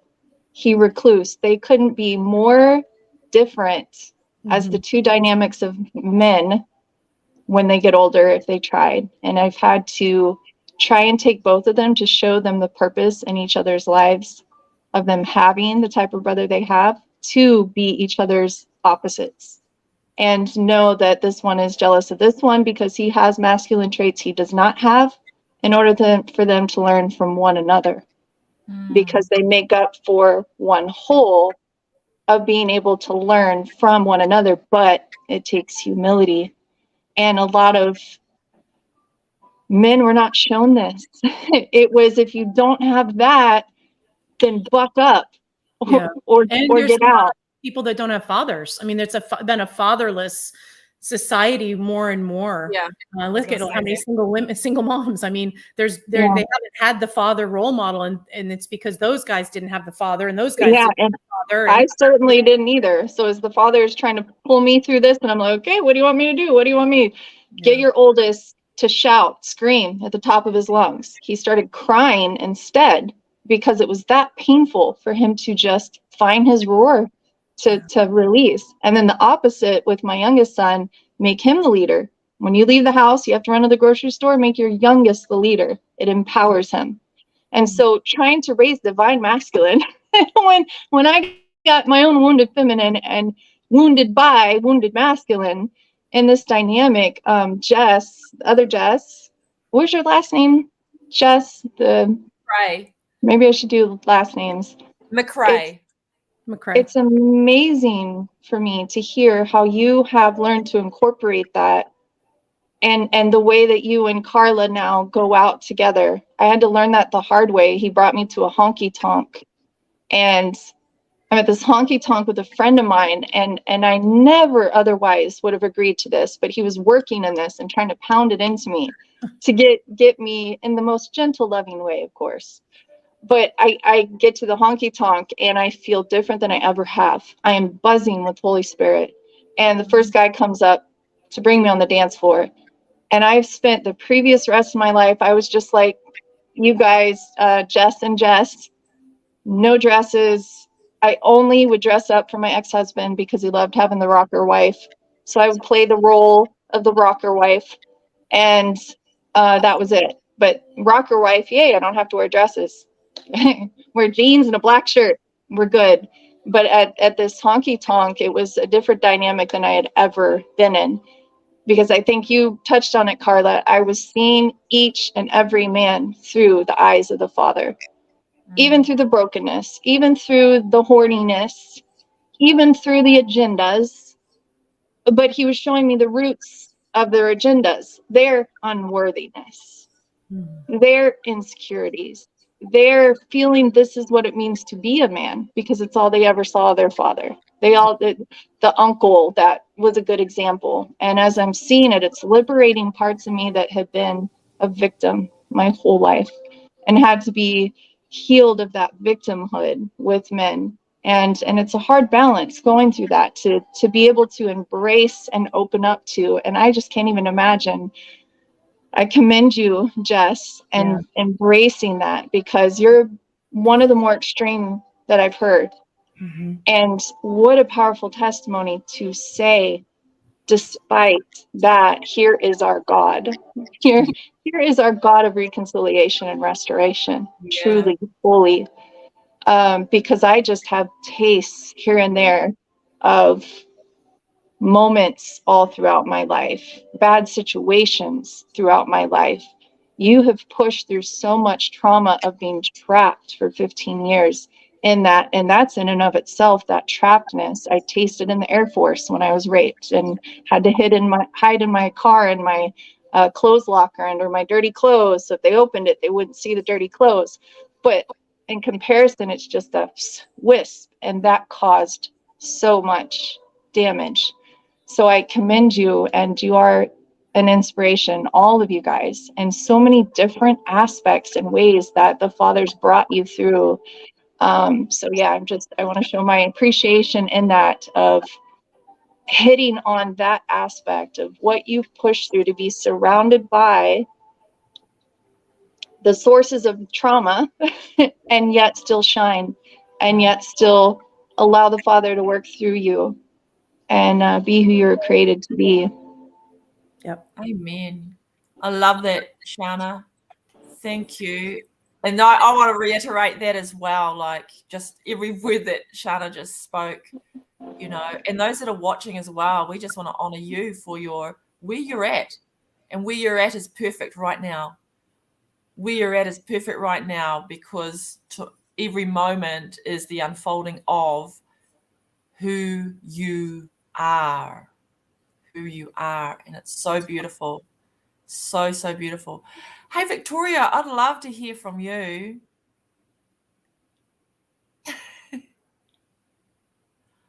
I think you're muted. Oh, yeah. Can't hear you. You aren't muted. Maybe you're...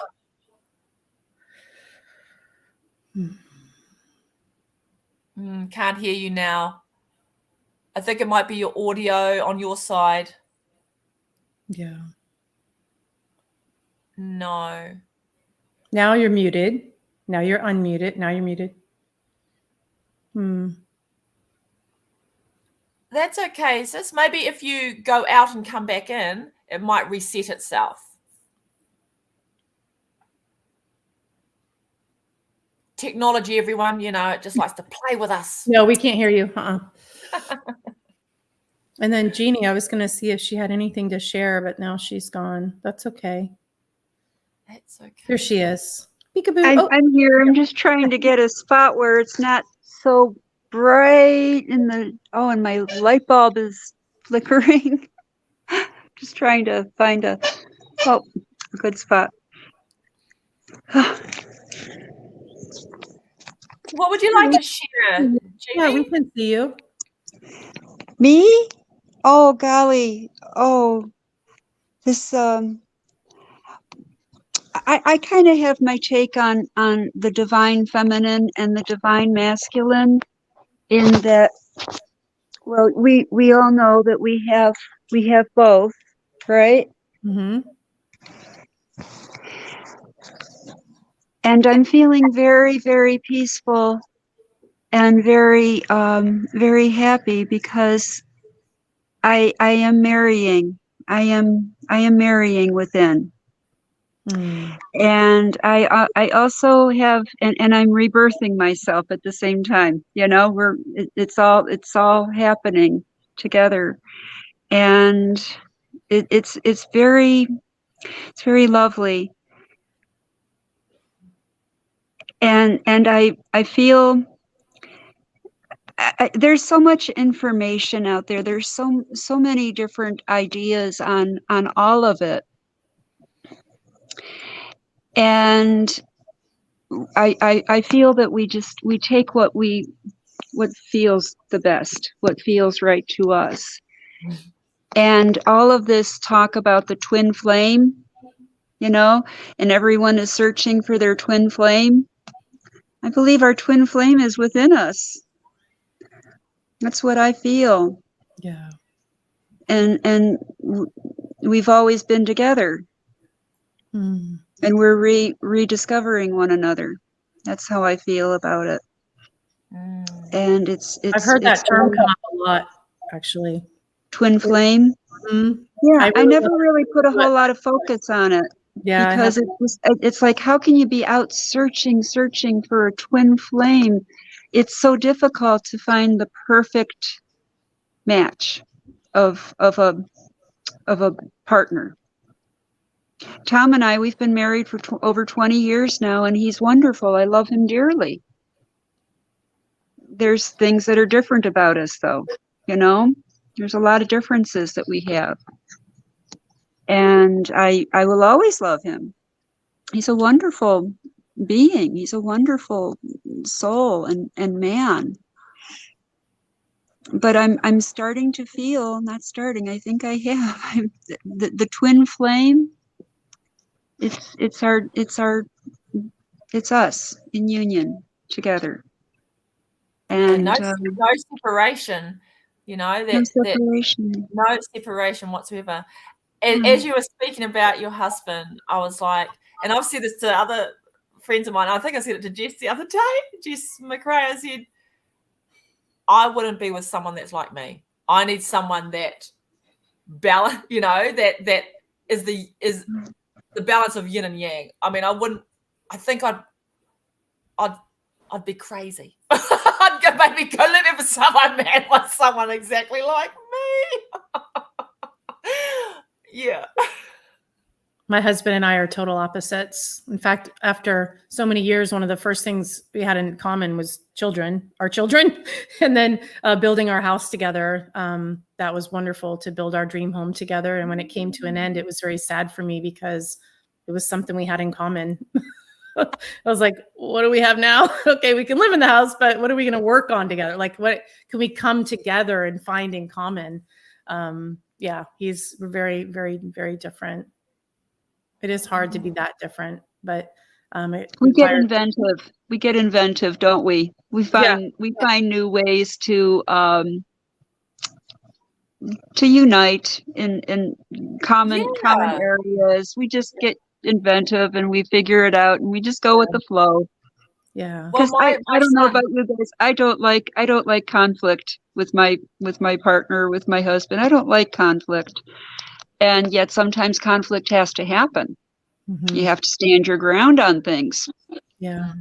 You know, I can see sometimes where he has like a power issue. It's like, no, no. Mhm.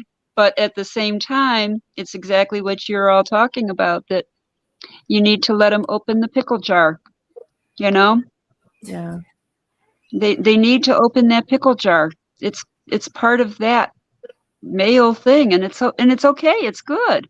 Yeah. And I honor it and respect it. Yeah. You know, Yeah. something we haven't brought up, and I'll just briefly say it. When my husband and I were going through, when we first got to our church many, many years ago, we were on the verge of divorce, and we were going to marriage counseling. And the couple that were helping us in the church brought us to, I don't know if you guys have heard of Dr. Caroline Leaf, but she was local here. And, you know, she's written a couple of books and stuff. So she's a believer, but she's a neuroscientist. So I think that's right.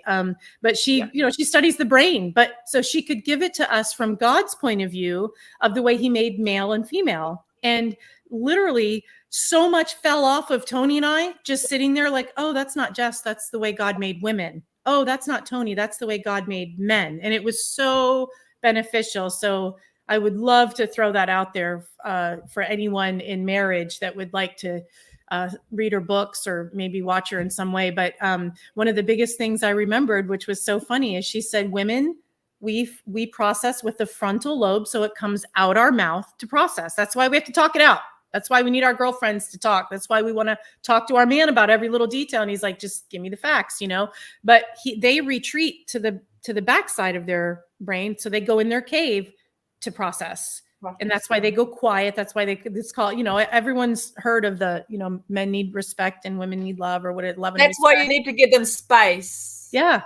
You give them space to process. Right. I mean, we like, really that's what I do with my son. My son, I go, hey, I see you. I'll just give you some space, bub. And you come back.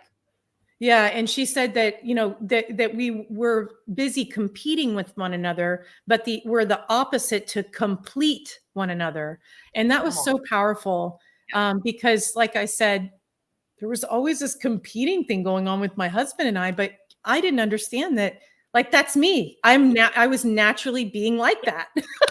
You know, and we attract what gets in front of us to mirror, to say, hey, this is in you, you know. And it's like, but you're always, you know, when you're immature and you don't know that, you're pointing at them going, they're always like that. And so I had to take responsibility, you know, for my half on that. But yeah, there was a lot. And I think that's still happening with a lot of relationships, in that not understanding the divine masculine for them and divine feminine for us. And it's like, there's a competition going on instead of a completion with one another. And I love what you said, Carla, because if you get with somebody who's so much like you, it really doesn't really ever work. You know, there has to be some similarities, or there can be, but not. I mean, I met a guy that the same birthday, same this, and we got along for about 3 months. And then we were like, oh, I know what you're thinking without ever saying it, because you and I are just alike. And you don't even have your own space anymore because you're so much alike, you know? So I've been there, and look what I ended up with, a man that's completely opposite. But the most beautiful thing is, we chose to stay together no matter what. And we committed, you know, in covenant to one another and made that promise. And love is not just emotions. We were just talking to my 19-year-old and her 21-year-old boyfriend about this, like, thinking about moving into an apartment together. Have you considered marriage first? Because if you're that serious about one another, where's the commitment? And love is not just about passion. It's about commitment and being there for that person through thick and thin. And so anyway, that was just a dynamic I thought of, with the difference between masculine and feminine, you know? Interesting. Yeah, sorry. I'll be really interested. And this is what I've said. I think I've said it to Jess again before, and maybe my sister. I'm really interested to see when the man comes, how I love to watch me. How have I grown? Because I can only see it if he comes. Because I think how I it know. manifests, to see how it comes out of you. Yeah. I think I know I've grown. Right. But yeah, cool, I'm growing here. But when it comes and face to face, I'll be like, now, Carla, watch and see how much you have grown, you know. How are you responding? How are you? Yeah, different. How are you responding? How are you responding to that? How are you holding that space? Yep. What are you feeling?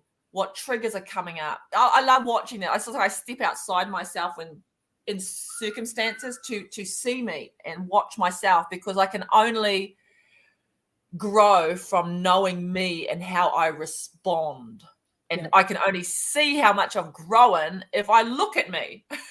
If I don't want to look at me, then I'm never going to see if I have grown or not, and where I need to look at deeper.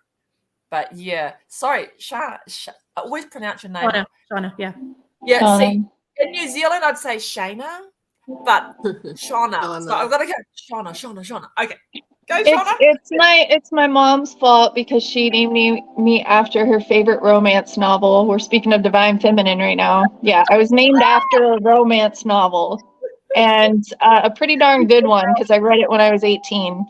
Was so it that Bills and I Boone? could Was it got Bills like and Boone? Bills and Boone, is that what you said? Yeah. Oh. But I was just going to mention, to piggyback off of you, Jess, the book Keep Your Love On by Danny Silk, it wrecked me when I read it a couple years ago, because Bill Johnson was Danny Silk's spiritual father, and he made him go through a compatibility test with his wife. And 14 years later, they're sitting in an office with Bill Johnson and his wife, and him and his wife, Danny Silk and his wife. And they're talking about how their marriage, the first 10 years, was hell on earth in every way possible. They were the exact opposite in every way you could imagine, incompatible in every way you could imagine. And the wife, Bill Johnson's wife, said, "Well, Bill, did you tell him about the sticky note?" He was like, "What sticky note?" And apparently, when he came to Bill Johnson to do premarital counseling, part of the premarital counseling was a psychologist taking a test on them to gauge whether they should marry or not. And the sticky note said, "You shouldn't even let this couple in the same room, let alone get married." And he never told him. Never told him. They got married? Because he said he went to the father, and the father told him this is going to be one of the most powerful marriage ministries on the earth if they can get through this. Wow. And now they have a very powerful, the book that I read, Keep Your Love On, I haven't read any of his other stuff, wrecked me in every way. Learning all different facets, because he talks from how, like you just said, Jess, how to learn the value of your partner completing you, that you are not supposed to be alike, and to appreciate the differences, and a whole bunch of stuff on that. There's a lot of books that I've been reading in this last few years, and him telling me too, and showing me with men how later on, from not getting an opportunity to learn conflict resolution or emotion processing and all of this stuff, like you said, Carla, it takes a maturity on their part too, when we're brought together, to just come outside ourselves and let's look at this from that perspective of what's really going on. Yeah. And learning to do that. Sometimes we don't have most of the time, actually, the convenience of doing that separate, working on ourselves separate. A lot of people like you, Jess, are right in the throes, like you're in the trenches with your partner, with the husband, and you're hoping, come on, honey, I just learned this. Come on, trying to corral them in. Let me share this. And I love your ownership, Jess. I love your ownership, because yes, everything you described, it's so... My mom taught me all the same stuff too. And that if you were just more of a nag, if you were just more of a bitch, you would do stuff. You would actually get going. And well, I was raised that way, and I know that didn't get me going. And I just didn't want to do anything when I was treated that way. So I'm going to act this way. And there's a lot I learned in my marriage of what I did wrong, what I did right, perspectives that I just didn't get then. And trying to go back and say, gosh, why didn't I see this then? Why didn't I see this then? Yeah. There's a purpose for all of it. And so perfect timing. Absolutely. Absolutely. Yeah. Victoria, can we hear you now? I don't know. Can you hear Yes. me? Yes. Oh my gosh. Well, mine's a little bit of everything. A little bit of Shauna, Jess, and Jeannie. Yeah. Except mine was in the mixture along with drugs. Yeah. That's how everybody saw me. You know, drug addict, crackhead. Yeah. I was judged very, very little. And pretty much on my own since I was 15, thrown out of the house by my own mother. Yeah. Yeah, I'm gonna go there. Yeah, yeah. Nice. Because my stepfather was molesting me, and she didn't believe me. She just threw me out of the house. Oh, I'm so sorry. Yeah. Wow. Oh, I'm so over that because I lived on the streets since then. When I mean streets, I'm not talking about homeless. I mean, I worked, I went to school, and I had a boyfriend at the time who took care of me for like 5 years. And but still I was all over the place. So I had no paradigm. I had no mother paradigm, father paradigm, nothing. I just had to learn a little bit of here from them, a little bit of here from that person, a little bit of here. So I was raised in concepts and belief systems and control and survival mode. And yes, the masculine, I had to take care of me. And and getting pregnant, losing many kids, and yeah, and a lot of sexual abuse, yes. And in the family side, if I would say call out their names, they're going to be really shocked. But many of the family members, but that was wild. Wow. And a lot of them accuse me of drugs, but then they don't know that the drugs came from my stepfather. And that's how it all started for me. Wow. See? Yeah. Wow. So, yeah, but I was on drugs most of the time. I was always drunk. I did everything I wanted. Men, women, doesn't matter, And I was pretty much wild. And um, um, yeah, it was crazy. It was crazy. Everybody was my mother, my father, my brother, my sister, because I really couldn't connect to family for a long time. I was so disconnected. So I was broken in many How did it places. turn around for you? What turned it around for you? I had Yeah. I surrendered to the pain, and I embraced it. Wow. It was the hardest thing I've ever done. And wow. When I decided to leave and be with my daughter was taken from me because I was a mess. And my ex took care of her, but then he wouldn't give her back when I got on my feet. And by that time, I was already indoctrinated in church and bound up with religion and being accepted by everybody, all that crap. So I was bullied in church and made fun of. I was always, people always made fun of me. So I suffered a lot of shame, a lot of guilt because of everything I did. I hurt a lot of people along the way. Come on, I wasn't Halo, I didn't wear a halo on my head. I wasn't a nice girl. No, I wasn't. I fought back. Same way. I had a temper like you would not believe.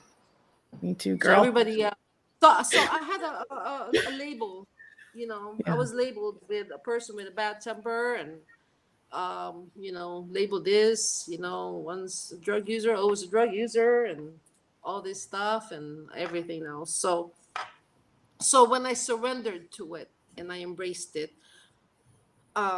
it started when I moved in, when I came here to Florida, when I surrendered to it, living with my ex and being with my daughter, getting to know her. I had to face the man that broke me in pieces. So living in the same house, I decided, I'm going to confront this. I'm going to make things work. And I was faced with a lot of anger, a lot of bitterness would come up, a lot of just, I was angry all the time. And then all of a sudden I saw a mirror for my daughter. And that really, that was, she had so much love. I saw a lot of innocence in her, a lot of that love was in her, and I could see that, and I could see me, but mine was buried. Yeah. Mine was so buried. Yeah. I didn't know how to be a mother. I didn't know how to be a friend, even though I tried. So I kind of decided to push everybody away and just take care of my daughter and focus on her, because I needed to focus on my daughter because of what I did, because of the shame and the guilt I went through. And so I was surrounded by anger, just like anger everywhere, and a lot of discord, a lot of mistrust, a lot of betrayals. And all of that was all in me. And like I said, when I surrendered to that, and when I embraced that, and that's everything, it just broke wide open, and it allowed me to express love towards my daughter. And since she was my focus, men weren't my focus, friends were not my focus, nothing. I just stayed away from that. I just completely cut them off and just focused on my daughter. I wanted to see her graduate. I wanted to be there for her, So, so a lot of my conversations with the Lord, was within. Never really hardly shared anything. Couldn't really talk to anybody because, people would judge you. You share your experiences with them, they will judge you according to that. Because there is a standard that you have to meet to be accepted in their group, according to how they see you, their concepts. So you have to meet, if you don't meet the standard, you are already judged. You are already misunderstood. I was very open. I used to be really, really friendly. I would tell people I love strangers. I tell strangers, I love you. I love you. And I was constantly misunderstood. So I just kept it all to myself. Yeah. And but eventually it'll all come out, So as I was cooking in the very hot pot and brewing, and it was nothing but darkness in my heart and my mind. So can you just imagine the past and the future going through my head constantly, 24/7, 7 days a week? I'm constantly battling this in my head, and at the same time surrendering. And where the Lord was real to me at one time, but then the control of religion kind of covered that up. So because it was just too much. It was just too much for them. Being me was too much for people. Being myself and laughing and just being me. People couldn't handle that. So you're so gifted, Victoria. You're very powerful. That's why you're so gifted. I mean, just from the short time we've seen, you're gifted in so many ways, to see, to hear, to be intuitive, to know, it intimidates people when you have a connection with God fluently like that. We're so innocent. You've always had it. So you didn't know there was anything different, and you start talking about it, and then everyone's like shutting you down.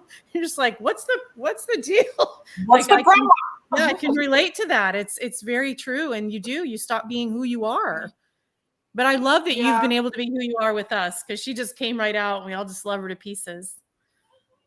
Yeah, it's all this time, even if I wasn't really alone, I was by myself, I was alone, but I was not lonely. I was never lonely for some reason. It was weird, but I wasn't.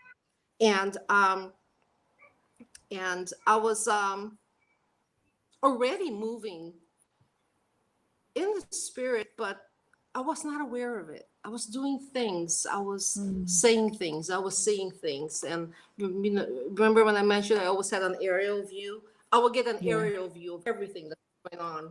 and I would just observe. So I learned to watch and observe, just be silent while I'm cooking, So being buried in the dirt for so long, and then I knew one day I was gonna come out. I just didn't know when. I didn't know what was gonna happen, And then I discovered Jessica, and then from then, kaboom! It just like I went up and wide the depth. It's like all happening at the same time, and I now have to surrender all to that, to let go. And when I tell you that I have to start from scratch, zero, I mean strip zero. I have no goals. I have no plans. I don't know what I'm going to do with myself.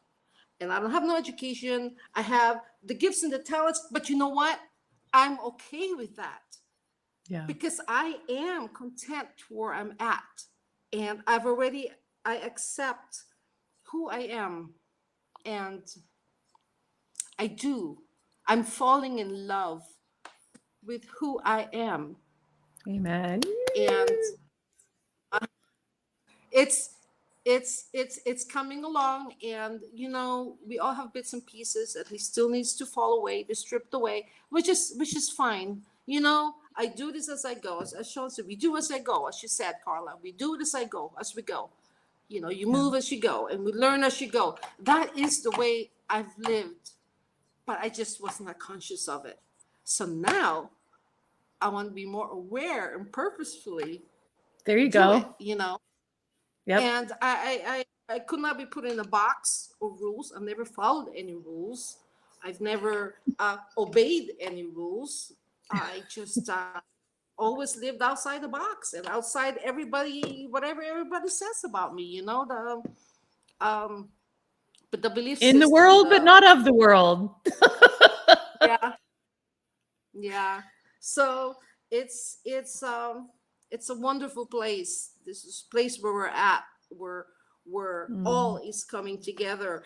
And I never thought I would cross over, but it's just, when I said I jumped in the ocean, I was already at the edge, my tippy toes. I was already smelling the ocean, and I was at the edge, the very edge. And then when he said jump, and I jumped. So I jumped head on. No idea what's going to happen, where it's just going to take me. I have no idea I was going to meet all these beautiful people. I have no idea. I have no idea how this is all going to turn out. But I just knew I just had to jump, close my eyes, and I did it. So it's beautiful. It's very, very peaceful. Yeah, it's just there are really no words to describe it. The love in my heart has expanded so much. And I am just taking it day by day. I have to let go. I had let go of my past, everything. So I really understand you, Carla, when you say can't remember anything. Yeah, because sometimes this has to shut down for me. And because of the intensity of my past, I had to let all that go because I didn't realize, it just, I'm not there anymore. It doesn't fit. It doesn't define you. My heart's too large.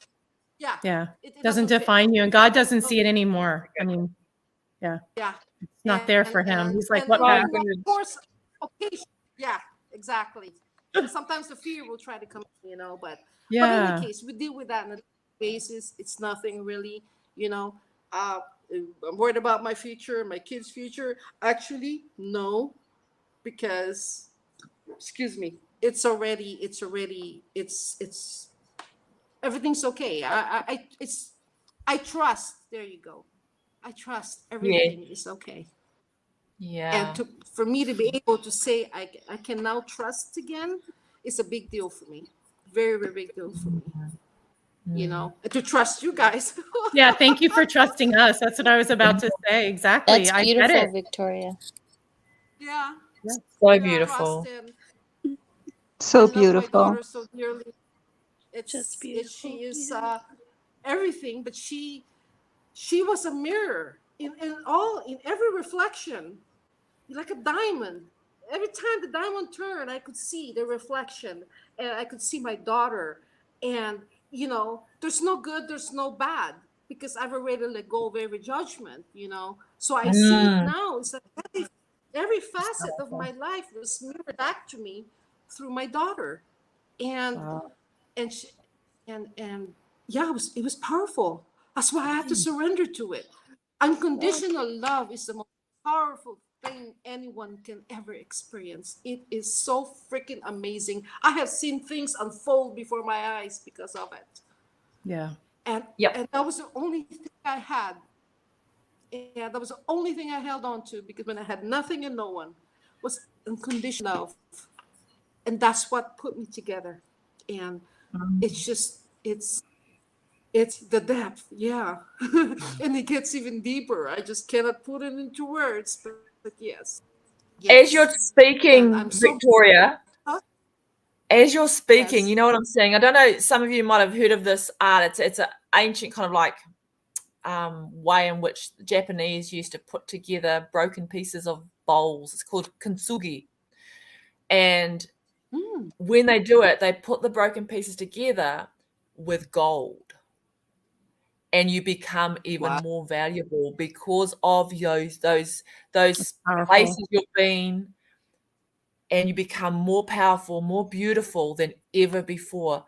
Papa's putting you all back together so richly that the world is going to see these beautiful pieces of you that aren't fragmented, but are part of the wholeness of who you are in him, through him. And what you bring to the earth, from heaven to earth, is so unique that each of your voices, your beingness, your frequency, your face holds such a glory that all creation has been waiting for.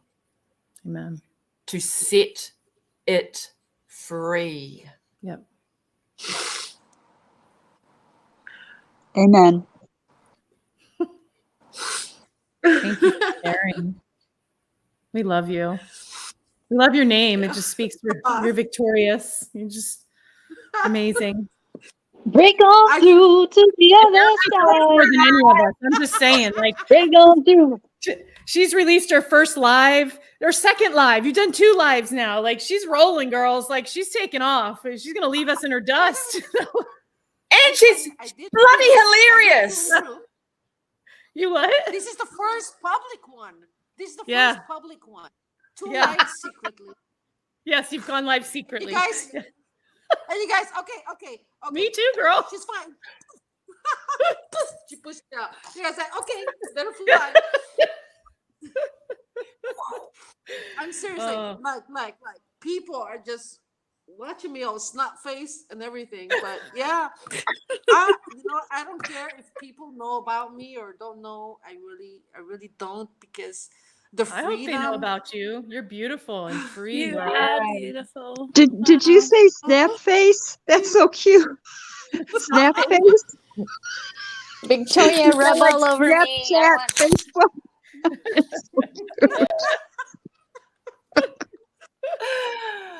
Thank you, everyone. Oh my gosh. I'm sweating like crazy. What a beautiful, wow. I love our little family that's formed here. It's so cool. And I just want to say, amazing women. One thing is that I want to tell everyone that's watching, I love you, and you're loved. Yeah. More than you know, and you are so much more than your pain. The gift, your gift is right back at that pain. It's right there. It never leaves. It never leaves. All you need to do is just make room. Make room for that gift to come forth. And it has to go through that pain. And the only way is for you to embrace that. Embrace it. I'm gonna start reading. I can feel a song coming on as you're talking. I'm like, I want to sing a song, and I'm going to take all those words and I'm going to make up a song right there. Don't surprise me. Make room, make room, make room. Make room, make room, make room.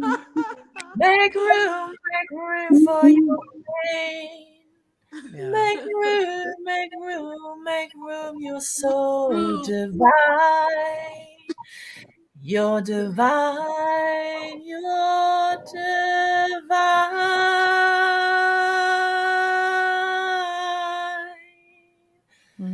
Make room. Whew. Anyway. Beautiful. Beautiful. Very Anyway. She's all drunk. Can I just say something real quick? Yeah, Jess, go, girl. Yes. Just any woman out there that watches this, your story matters. Yeah. This is the first time that I've ever shared me on broad, live, whatever. And so your story matters completely. I actually have never shared my story with anyone like I have today. So just know that your voice matters, your story matters, and you matter. And like, as you start sharing a piece of you, you don't know who you're going to touch. And I just hope that whoever watches this that hasn't found their voice yet actually knows that your voice does matter. I never ever thought that my voice mattered. I never thought that my story mattered, because it was my story. And like it's whenever I share little fragments of my story, people just get blown away, and I've had to learn that everyone's story is going to touch at someone. And so if you don't tell your story, then no one will be touched. And so I just really want to encourage any beautiful woman out there that hasn't shared their story. Your story could change someone's life. Yeah. And I just think that hearing everyone's stories today is incredible. And there is beauty in our brokenness. There is so much beauty in it. And I've learned so much, even in this last 3 months, of allowing myself to actually see me through my eyes and my original intent, that my voice does matter, and that it holds a frequency that can help, and I want my frequency to be shared. And I can't wait till I release my podcast, because all I held on to for all of my life was what if this was different? What if I could change the world? And and knowing from ashes to beauty, there's beauty in our ashes, and that we are women who are rising up, and our voices need to be heard, because other women need to hear that we are overcomers. And I feel really privileged to be able to be amongst this beautiful woman in the circle. So thank you for this opportunity today. Amen. Yeah, if it's not good, God's not done yet. Oh, this is beautiful. We love you. Love you, Jess. So beautiful. There's such a on your voice, Jess. I want to say this because I watched everyone, as all these women here. Obviously, I can't see everyone that's watching, but all these women here, I watched each of you be moved in that short moment that Jess spoke. Jess, you have such a heart. There's so much love that pours, like living waters that pour from your mouth, that pour out of you when you allow yourself to be seen. And this is for all of you beautiful women, and the ones that are watching, the ones that are going to watch the replay. There is such a beautiful living waters that flow from you, Jess, when you speak. Keep going. The word that I would say is captivating. That's the word that the Spirit is saying. It's like you captivate me. As soon as you started speaking, I'm like, it's captivating because of the power that's coming forth and the authenticity that you're speaking. There's power. There's power. You command the presence, and it captivates us. I want to hear what you have to say because I honor where you've been. I honor your testimony. And I think that's even what you were saying is it's like your voice matters. When you are authentically sharing who you are and where you've been, it carries power and weight for what you have to say next, because you're still here before us to talk about it. You know, it didn't crush you. It didn't take your life.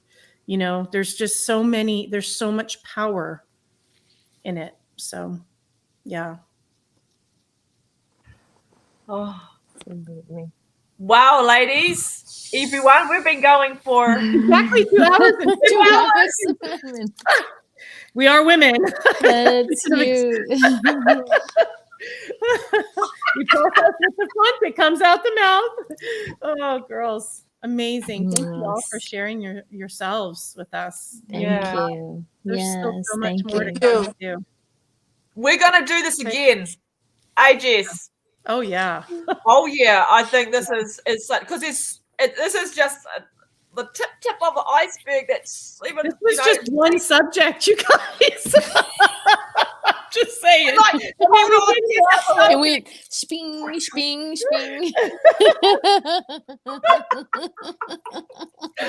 Oh, the glory. Subject. Oh, wow. Glory, girls, man. You guys are powerful. I'm so blessed. So blessed.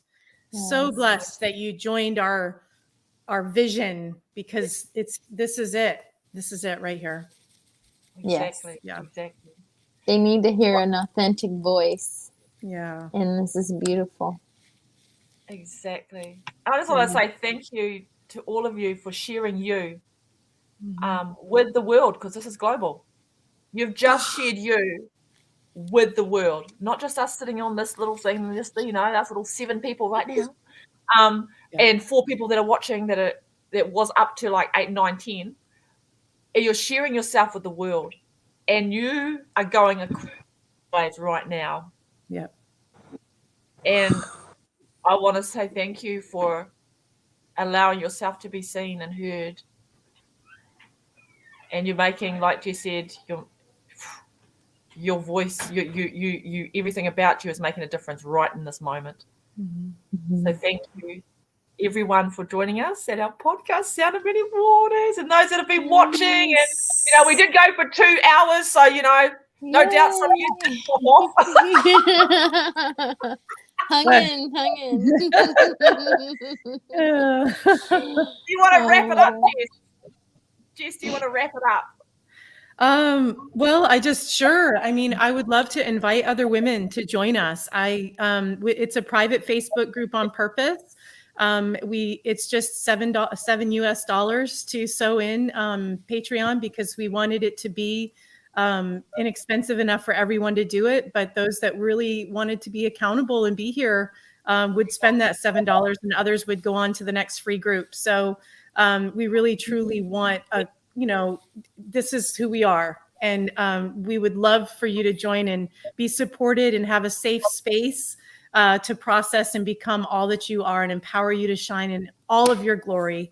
And so please join us if you desire to. And we do our podcast every single Friday that we can, as far as I know, unless something comes up, we're trying to do it every Friday, 3 p.m. Central. For me personally, I can see whatever time it is for you, but I'm so grateful for those that are going to watch the replay, hang out for the 2 hours, who want to join us, who are with us. There are still some with us that have joined us, and they still haven't yet come out, but I just want to encourage them. Even hopefully they'll see this and see that they're safe, and that we've all been in many different scenarios that have would cause us to never want to be in this space, but we are all overcomers and victorious. And let us be a reflection of what's inside of you. And I just encourage you to keep shining and keep tuning in, because we're going to just keep empowering women and talking about awesome stuff. And we'll probably, I hope that we can maybe even do one of these a month. Like, I would love for it to be like one of the slots a month would just be like coffee talk, the Queen's Roundtable. I love that better because it's so royal. So I can't even think of anything else. I think that's all the news as far as that goes. But reach out to us. And if you have any questions about anything too, and we would love for you to drop, we'll look over the comments and answer things as well. And yeah, thank you for joining us today. And thank you to all these beautiful ladies for coming. I mean, you're on live. Like, I know how the first time I did that. So I know what it took for you to overcome and get here. Oh. And I know it also helped that you had all of us locking arms with you. And that's the power of not doing life alone anymore. And I think we've all been alone, and now we're doing it together, and we're moving through it powerfully. So watch out. There's more power and shine coming at you. Bless you, everyone. Have a wonderful day. Thank you. Love you God all. bless. Much love. Much love. Bye, guys. Bye. Much love. Thank you for joining us on the Sound of Many Waters podcast, where we are all about empowering women to shine. If you're a woman and would like to join our Patreon community of awakened creators, go to patreon.com/awakenedcreators766. In the meantime, remember to subscribe to our YouTube channel, Awakened Creators. We look forward to having you tune in